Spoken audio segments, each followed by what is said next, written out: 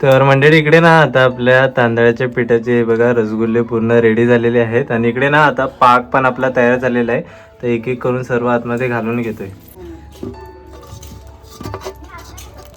एक नंबर झालेले आहेत आणि मस्त ना छान असे स्वीट आहे. इकडे वहिनी आहे, श्रीकर दादा, भाई, मोठी आई पण इकडे बसलाय, अर्णव, आकू इकडे, आई आहे, काकी इकडे.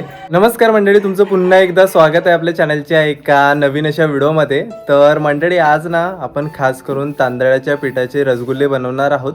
म्हणजे आमच्या गावाला ना त्यांना खास करून उंडे मांडे या नावाने ओळखले जाते.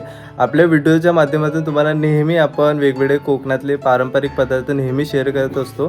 तर आज पूर्ण नवीन आणि युनिक म्हणजेच तांदळाच्या पिठाचे रसगुल्ले कशा प्रकारे बनवायचे ते तुम्हाला ह्या व्हिडिओमध्ये पाहायला मिळणार आहे. तर मंडळी इकडे ना आता आपण रेसिपी बनवायला सुरुवात करतो. इकडे ना आपण सर्व सामग्री घेतलेली आहे आणि इकडे आई आहे. आई आज तुम्हाला बनवून दाखवणार आहे खास तांदळाच्या पिठाचे रसगुल्ले ना. हो, हे कसं तांदळाच्या पिठाचे रसगुल्ले ना आमच्याकडे म्हणजे असं कधी पण आम्ही आलो ना गावाला तर बनवतात. सणासुदीला ना खास करून. सणासुदी पण कधी पण असं आवडीनं खायला. तर आपल्याला काय काय सामग्री इकडे लागणार आहे? इथे ना मी 4 वाटीनं तांदळाचं पीठ घेतलेलं आहे. अच्छा. पीठ तुम्ही कसा पण बारीक जाडा असा घेऊ शकता. इथे 200 ग्राम गुळ घेतलेला आहे.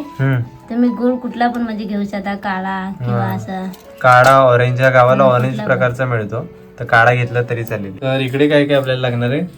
इथे ना 7-8 वेलची घेतलेली आहे. अच्छा. 1 चमच हळद आणि मीठ आपल्याला कसं नावाला थोडा चिमूटभर टाकायचा आहे. अच्छा. गोड मध्ये म्हणजे हलका मीठ टाकलं की चव अशी छान तयार होते ना. असे मस्त म्हणजे लागतं. थोडा गोड मध्ये मीठ टाकला ना थोडा तरी असं टाकायचं. अच्छा.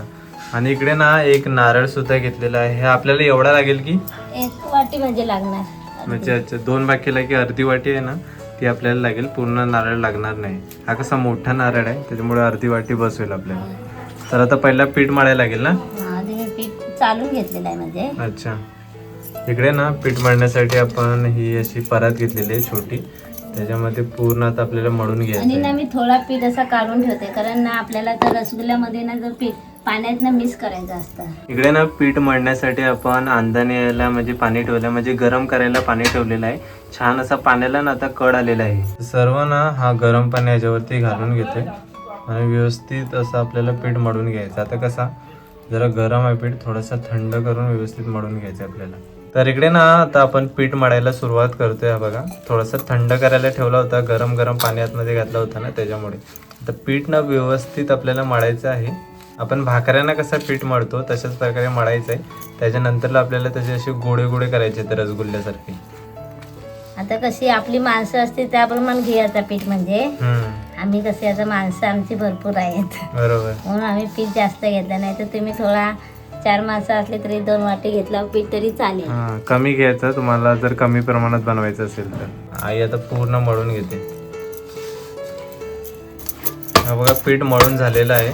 एकदम असा तांदळाच्या पिठाचा गोळा तयार झालाय. तर इकडे ना आता आपण जो पीठ मळला होता ना त्याचे असे तांदळाच्या पिठाचे गोळे तयार करायला सुरुवात केली आहे. बघा असे ना आपल्याला मीडियम साईजचे गोळे करायचे आहेत. जास्त पण मोठे नाही ना करायचे. नाही, असेच करायचे मीडियम, जास्त मोठे नाही. कारण मोठे केले की मग कशी शिजायला टाइम लागतो. आतमधून शिजत नाही प्रॉपर ना ते. मग छोटे छोटेच करायचे. दाखवा बघा आई आता करून दाखवते. छोटासा ना असा पिठाचा गोळा घ्यायचा आणि हातावरती तो असा गोल गोल फिरवला ना की मस्त असं त्याला गोल आकार येतो. दाखवा आई.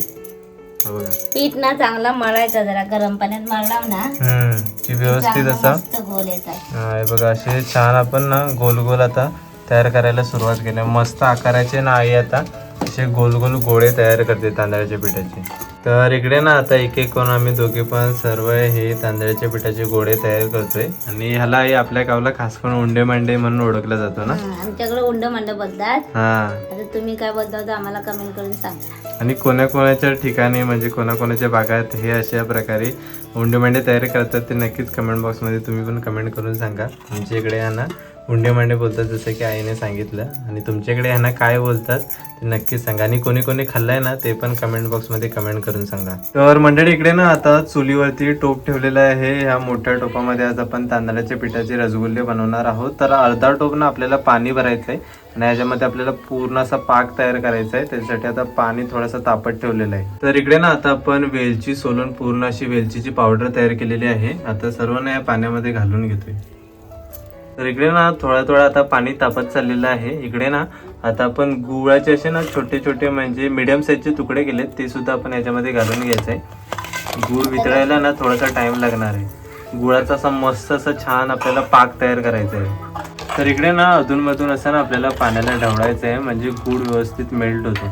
आता आपण ना खडे घेतलेत, तुम्ही असं किसून पण घालू शकता, म्हणजे कसं लवकर तो मेल्ट होतो. हा पीठ ना आपण थोडा बाजूला काढून ठेवलेला ना, त्याच्यात जरा पाणी ओतून मिक्स करून घ्यायचं आहे ना, आपल्याला त्या पाण्यात घालायचं आहे.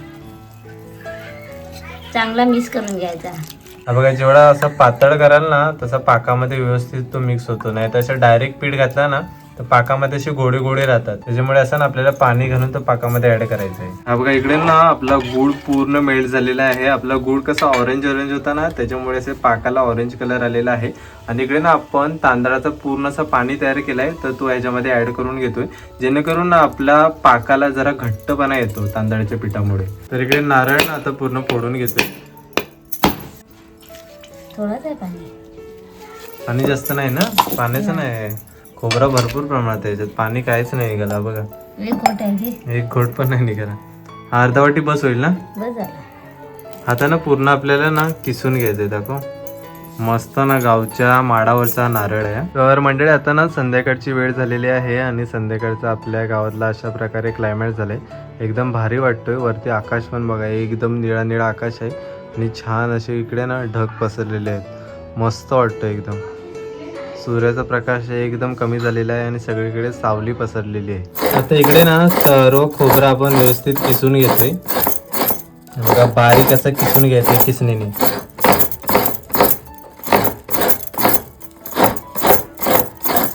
तर मंडळी आमच्या इकडे ना म्हणजे आमच्या गावामध्ये खास करून नव्याची पौर्णिमा असते ना, तेव्हा आमच्या मंदिरामध्ये मोठा उत्सव असतो आणि त्या उत्सवाला देवाला नैवेद्य म्हणून हे उंडे मांडेच म्हणजेच तांदळाच्या पिठाचे रसगुल्ले बनवले जातात.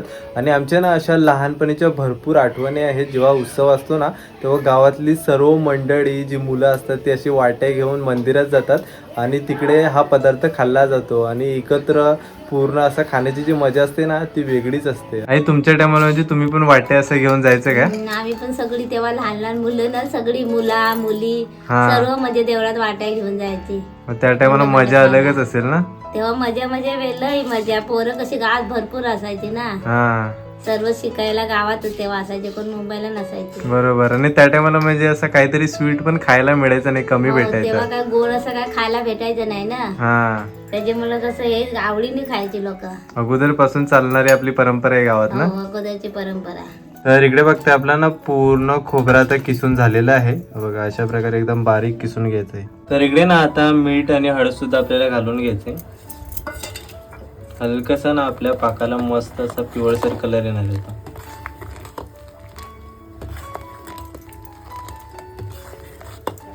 इकडे आता खोबरा सुद्धा ऍड करून घेतोय.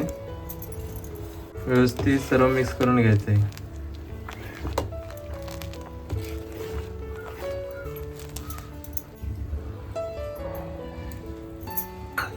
तर मंडळी इकडे ना आता आपल्या तांदळाच्या पिठाचे बघा रसगुल्ले पूर्ण रेडी झालेले आहेत आणि इकडे ना आता पाक पण आपला तयार झालेला आहे. तर एक एक करून सर्व आतमध्ये घालून घेतोय.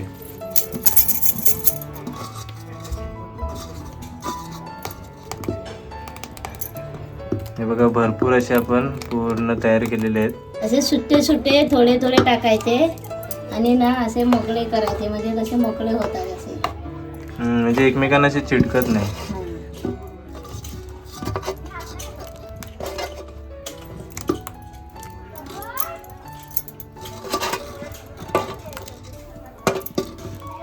हे बघा, सुट्टे असे झाले पाहिजे. व्यवस्थित मिक्स करून घेतो आता. आणि हा आहे ना पाणी तो लय मस्त लागता, पाणी प्यायला मजा येते. तर इकडे ना सर्व आता आपले बघा तांदळाचे पिठाचे रसगुल्ले घालून घेतलेत. आता हलकासा ना आपण मिक्स करून घ्यायचा. आणि तरी पण आपल्याला किती टाइम हे शिजत ठेवायला लागतील? चांगले आपल्याला 15 मिनिटं शिजवायला लागतील. 15 मिनिटात व्यवस्थित होतील ना.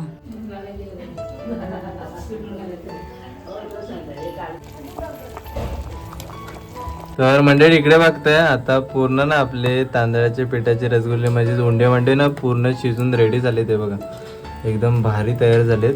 मस्त ना आतमधून पण शेकलेले आहेत. आणि एकदम आताच ना चुलीवरून काढलेले आहे, एकदम गरम गरम आहे. तर इकडे ना आता सर्व डिश मध्ये घेतलेले आहेत धोंडे भांडे. आणि आता ना आमच्या इकडे पंगतच बसले बघा. इकडे वहिनी आहे, श्रीकर दादा, भाई, मोठी आई पण इकडे बसलाय, अर्णव, आकू इकडे, आई आहे, काकी आहे इकडे, सर्व बघा मस्त ना ओटीवर बसून आता धोंडे भांड्याची पार्टीच चालू आहे बोलू शकता.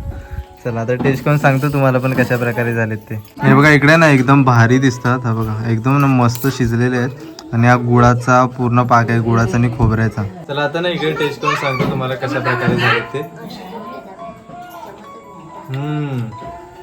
एक नंबर झालेले आहेत आणि मस्त ना छान असे स्वीट आहेत. गुळामुळे जास्त पण स्वीट नाही, पण एकदम मस्त परफेक्ट स्वीट झालेले आहेत. आणि हा ऍक्च्युली जो पाक आहे ना तो खायला मध्ये एक नंबर. तर म्हणजे आजची व्हिडिओ तुम्हाला कशी वाटली ती नक्कीच सांगा. आज ना आपण तांदळाच्या पिठाचे रसगुल्ले म्हणजे गावच्या भाषेत उंडे मांडे तयार करून दाखवले. तर आजची व्हिडिओ तुम्हाला आवडली असेल तर नक्कीच व्हिडिओला लाईक करा आणि चॅनलवरती नवीन असेल तर चॅनलला नक्कीच सबस्क्राईब करा. तर भेटूया पण अशाच कोणत्या तरी नवीन व्हिडिओमध्ये. तोपर्यंत बाय बाय.